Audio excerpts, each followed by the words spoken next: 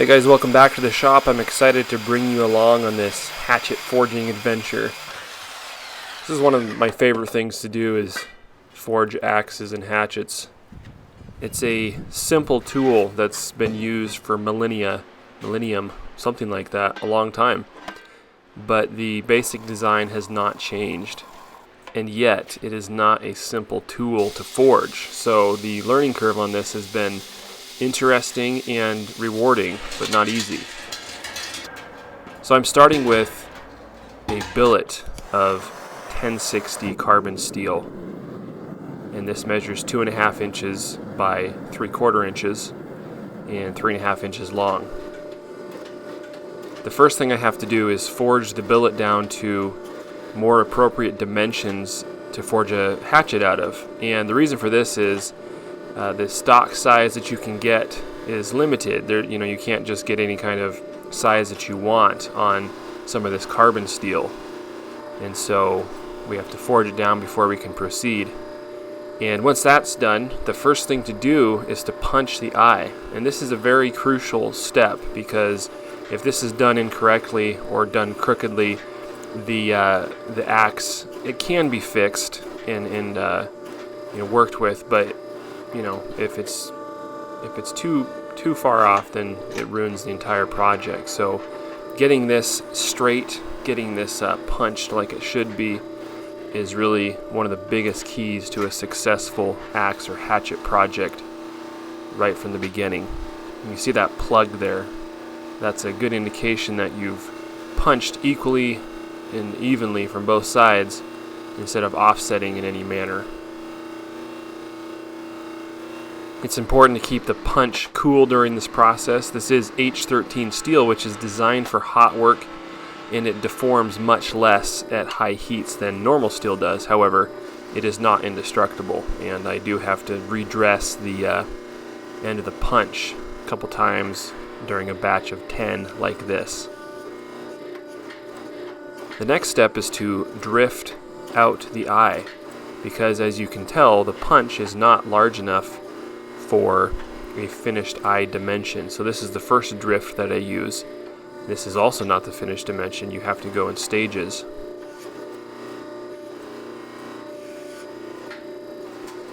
So you can see it's a little bit larger here, and we'll repeat the process from the other side, and this will give us a bit of an hourglass shape to the eye, which we're going to maintain through the duration of the project. That allows the axe handle or the hatchet handle to fit up from the bottom tightly and then be wedged down from the top tightly, making it entirely secure. Now this drift is going to be the final size. However, I'm not going to drive it in all the way, but we do need to set this drift so we can begin to draw the cheeks out on this hatchet. I'm using these round drawing dies. This allows me to more aggressively draw out the material with the press.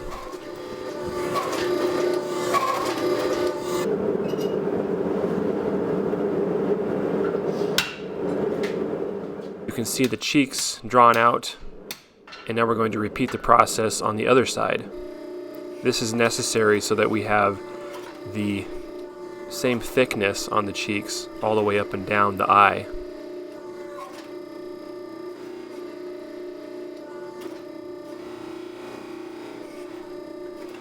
Of course, the top of the hatchet is going to be straight, more or less, and flat. So we're going to remove the drawn out material with a grinder. This is one method of doing it. It is possible with the appropriate dies and equipment to forge all of that material back into the axe head, but this is the method that I'm using right now.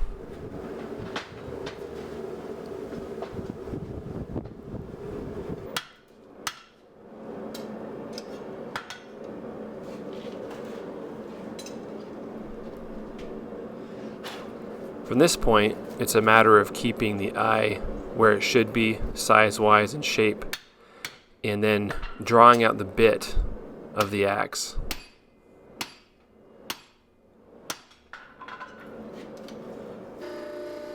Again, I'll be using the more aggressive drawing dies on the press, and this makes it a much easier task. So here I'm using the round dies to effect a little bit of a drop down in the bit. However, this method does not work very well. I was trying to save a step. Typically I would use the fullering tool that you see at the bottom there that I'm using as a base. I would use that on a set of flat dies on the press, which works better. So now we need to spread the bit out and forge it to a uniform thickness and more or less a wedge shape from the eye down to where the edge is going to be. And I'll do that using the round dies and also the formed dies here for the bit of this hatchet. So you can see I'm having to come back and use my straight peen hammer to affect that fuller a little bit better, since I used a method that's not entirely effective on the round dies like you saw. So the axe is really taking shape here, the hatchet, and I'm going to just clean up the axe towards the heel and try to get things a little more uniform across the eye there. Working a batch of 10 hatchet heads here this time, so doing all the processes one after another on each, and of course making time for a coffee break. So we're nearing completing the nearly completed on this hatchet here. Just need to stamp my maker's mark, I should say, completing the forging process of this hatchet. There's still quite a bit to do. This is the drift that I use for final sizing and straightening, sizing of the eye and straightening of the hatchet head.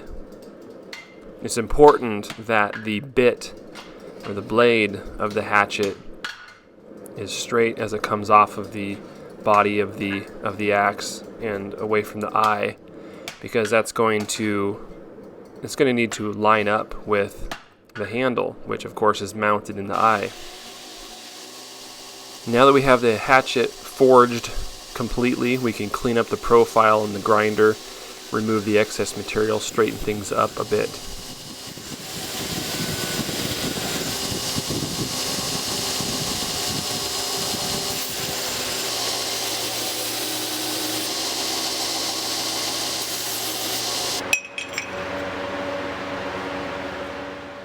I'm using the drift here to check the shape of the axe, shape of the hatchet here, to see how it fits with where the handle's going to be.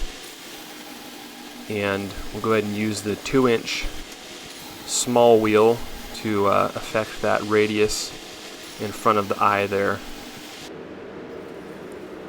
Now that we have the hatchet ground to shape, we can go ahead and begin the heat treating process. And the first step is to normalize these.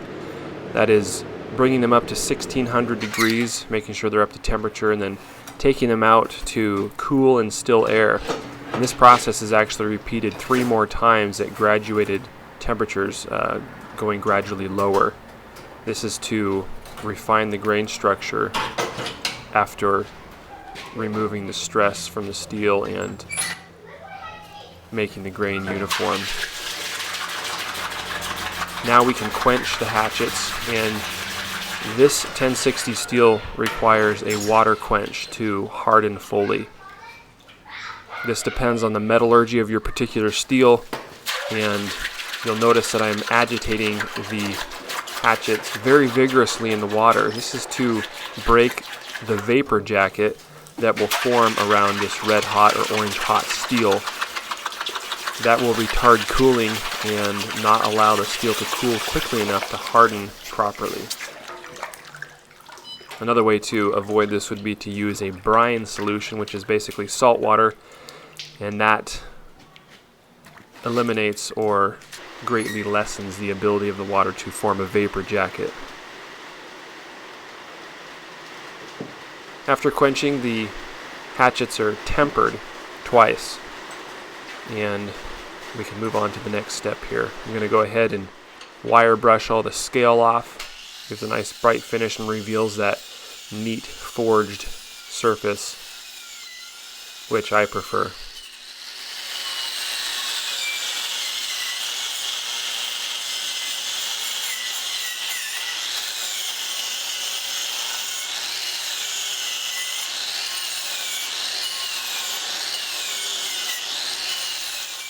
And there it is. There's nothing quite like just forged steel. Never gets old.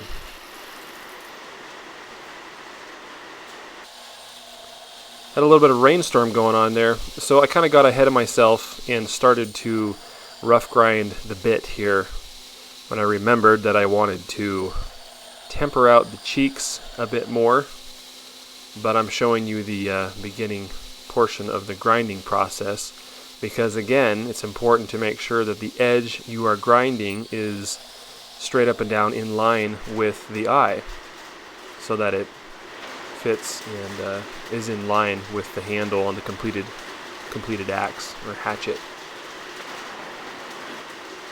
Just using the propane oxygen torch here to heat up the cheeks and a little bit forward of the eye so that they're softer and therefore tougher, and of course maintaining the hardness on the bit, keeping that cool so we have that great edge retention, but the toughness of the overall tool. Now we can go ahead and finish grinding the bit, and of course you want to put a convex grind on your axe or hatchet for several reasons. One of the reasons is it provides a much stronger edge, but also it provides the necessary action for chopping wood and breaking that chip out instead getting the bit of your axe or hatchet stuck in the piece of wood. I will point out that my axes and hatchets are designed for chopping, and many store-bought axes will have much too thick or obtuse of a bit for proper chopping and are better served for splitting stuff, but of course mine will split wood just fine as well, but they will chop, and that's what they're designed to do. So I have a piece of hickory here that we cut our hickory handles out of planks from scratch, and I just need to go ahead and fit this to the eye. This is a process that requires multiple back and forth trips to whatever tool you're using to remove that material. I'm using a grinder right now. You can use a draw knife, etc. But just getting that to fit and making sure that there's not only a tight fit, but making sure that the axe head or the hatchet head lines up with the handle like it should. Now remember, we were checking this using the drift, and so it's just a matter of fitting the head to the handle properly. After that's done, I can go ahead and contour the handle. I really like the contours on this little hatchet handle. It's just a comfortable grip, secure grip, and you can extend the grip out towards the end for maximum chopping power, and it's also very comfortable choked up near the head for finer tasks. So overall, a very versatile tool. Now we need to cut the kerf for the wedge, and just carefully checking to make sure that it's straight with the eye there. And we'll fill up the gap with wood glue just for extra security on that wedge and drive the wedge home.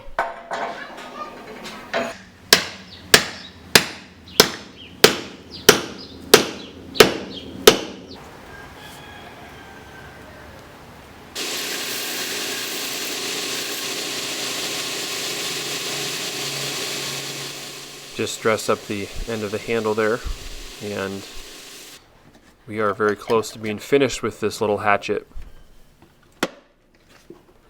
I always use boiled linseed oil to treat my axes and hatchets and hammers, and I just coat the entire tool so it soaks into the wood, especially the end grain, and then of course provides a pretty decent protection for the steel as well. I mean, obviously that's going to wear off with use, but in the meantime it works quite well.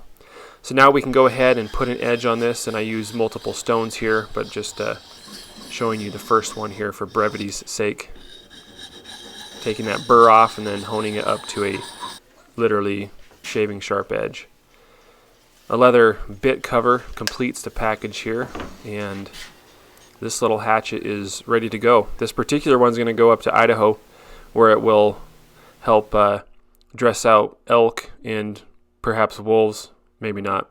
Split kindling for the wood stove for the winter, and lots of other things that native Idahoans tend to do. Anyway, I appreciate you guys watching, and as always, we will see you on the next video.